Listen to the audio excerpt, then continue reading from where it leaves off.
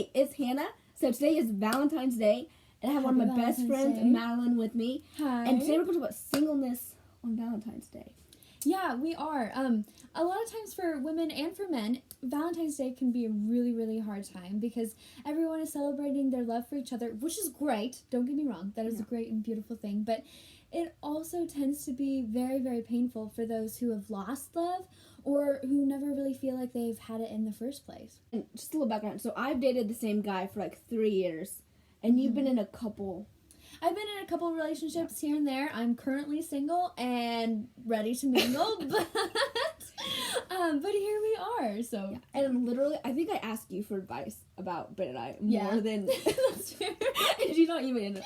But we go to the same church. That's how we know each other. Yeah. Oh, a lot of our thoughts process comes from this book, which is Kingdom Single by Tony Evans. I think I have a video about him or about his book series in one of my other videos, so you can watch that. Oh, really? I do.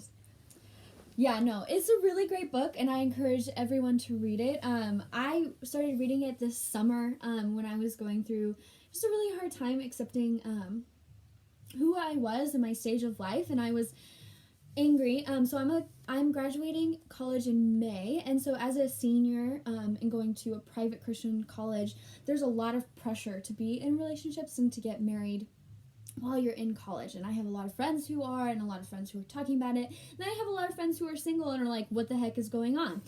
And this summer I was really wrestling with the idea of singleness and what it looked like. And I was wrestling with two different things. One, I wanted it really bad and was really bitter that it wasn't happening for me because it didn't make any sense to me at all. And I felt like I was trying and reaching out and nothing was happening. And so I was angry that I didn't have that relationship.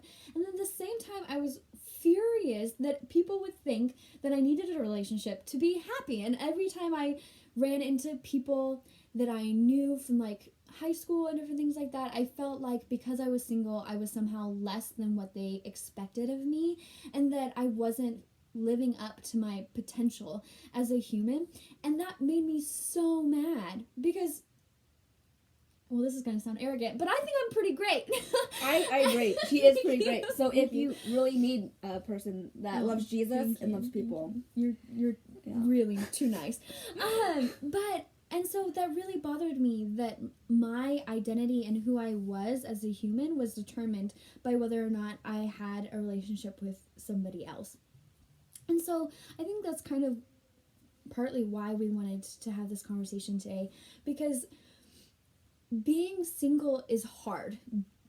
It's hard because, especially in our day and age, it's just a societal thing. Because as you're saying, people are like, oh, so you graduated college, like, do you have a boyfriend? Like, and even like other people, when you go home for Christmas or Thanksgiving, it's like, oh, do you have somebody? And it's like, why do you need somebody to like fulfill who you are as a person? Yeah. And fun fact, I went on a visit with her to her college, and at one point, the college she goes to, they were like giving out free tuition for any woman who could make it through the 4 years without getting married. They were? Dang. One fun fact I remember from the tour.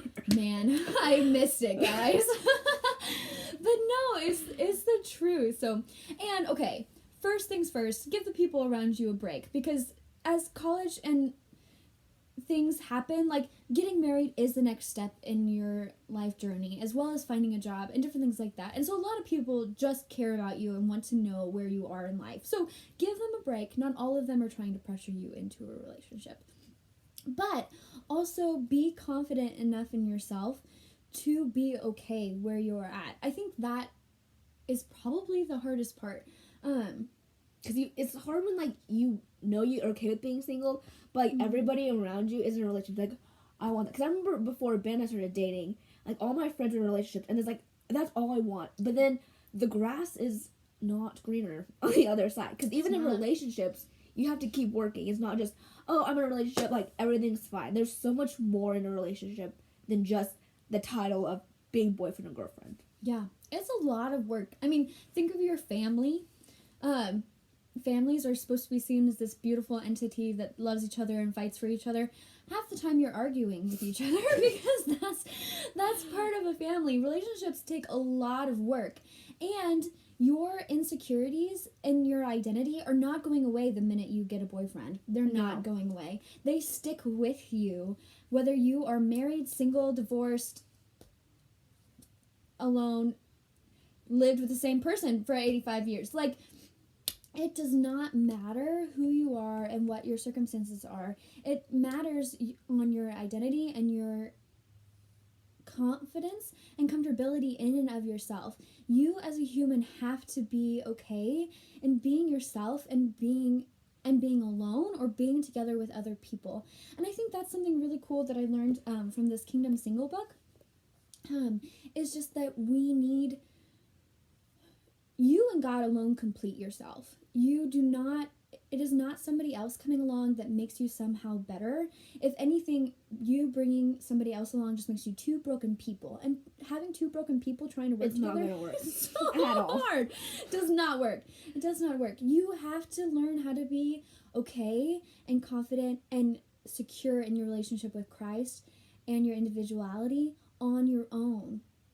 And only then can you be confident enough to find someone who is also trying to do that themselves, and you work at that together. And I think that's the beautiful union of then finding a relationship, is finding two people who are confident and secure in their relationship and willing with to Christ. work together. And it's like a triangle, because you have yourself, your significant other, and you have Jesus. It's not gonna work if you're not strong with Jesus. Then you're not gonna be strong with each other, and it's gonna fall apart. No, definitely. So, and this applies for girls and guys. I know girls probably talk about it more because we like to talk. But this is also something that men also struggle with. I have conversations with my brothers about this all the time, about what it means to be single and what this looks like. I was actually talking to my brother Cross the other day, and we were talking about relationships and what that looks like. And he's currently reading a book, and it was talking to him about the perceptions of people and how we date people who validate our needs. So if we feel insecure, we're going to date someone who maybe makes us look better on the outside, but doesn't actually fulfill us.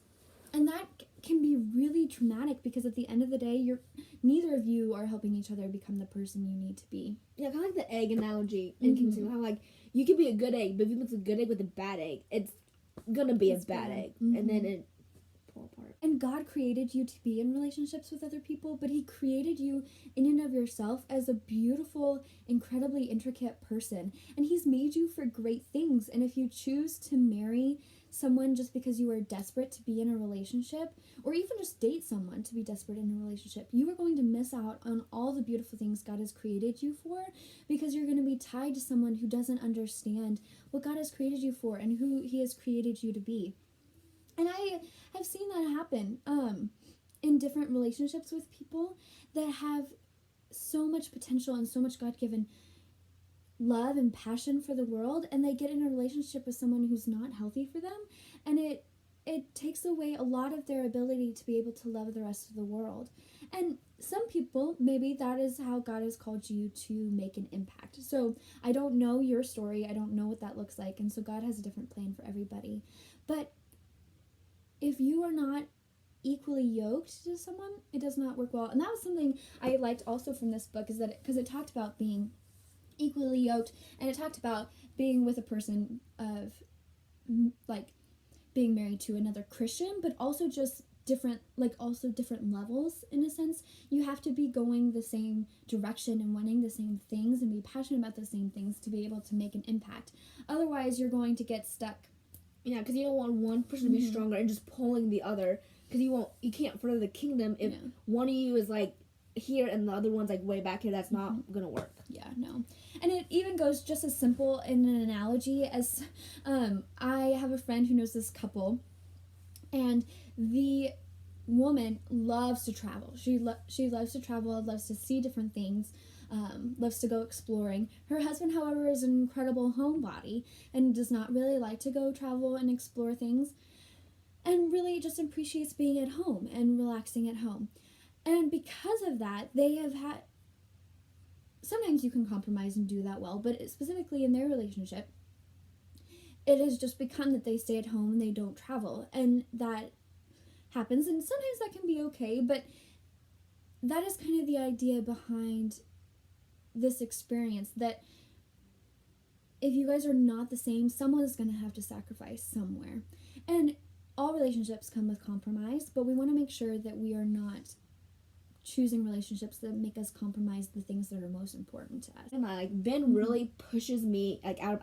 I like to stay at home. I like to do my own thing, and Ben really pushes me to hey, let's go to challenge, let's go to things. And last year when he wasn't there, I stayed at home a lot. But him being there, I joined challenge. I have my own life group, and it's nice having someone to push you.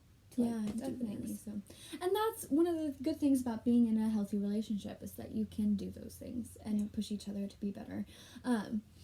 But you have to be careful, because if it's not in a healthy relationship, you can push each other to be worse at the same time. So it just kind of depends. Something else I thought was very, very cool from this book, Kingdom Single, is that he talks about Paul, and how Paul is well known for being the single advocate in the Bible. Pretty much the only one that is at least referenced very often, but he is the one.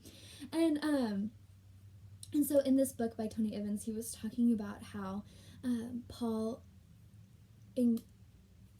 encourages people to be single, not only because it maybe helps you to better impact the world for Christ, but also because when relationships happen, you have to sacrifice. Relationships come with sacrifice, because, well, that's what love is. I mean, even looking at the greatest representation, you gotta come in the middle, because I can't do everything that Ben wants to do, and Ben can't just bend to everything that I say. It's about being equal. Mm-hmm. And it's a relationship. It's not a one-way street. It's a two-way street. Even in the greatest love story ever, when Jesus Christ decided to come down to this earth, which is kind of crappy, and sacrificed his life for us so that way we could be with him forever, he had to sacrifice a lot. And so that is an incredible representation of what it is. And so a lot of times we are so desperate for what we don't have that we miss out on what we do have right now. And so for all of you that are single on Valentine's Day, I get it. It's hard.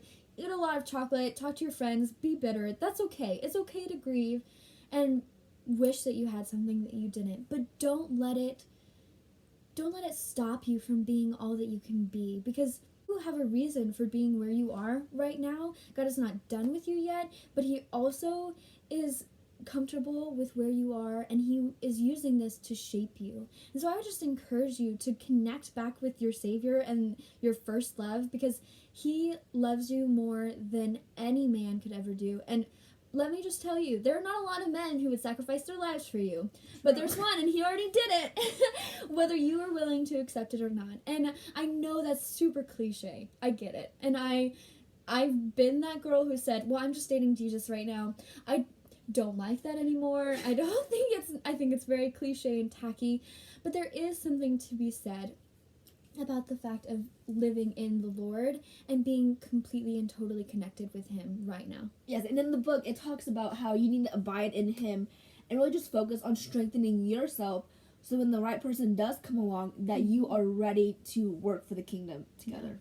No, definitely. So because it makes all the difference in the world, and if you're not ready, you're gonna miss out on some incredible things. And so I just encourage you this Valentine's Day to just be in love with where you're at right now. So give yourself chocolates, get yourself a teddy bear, do whatever you need to do, but have a wonderful Valentine's Day. Have a Valentine's Day.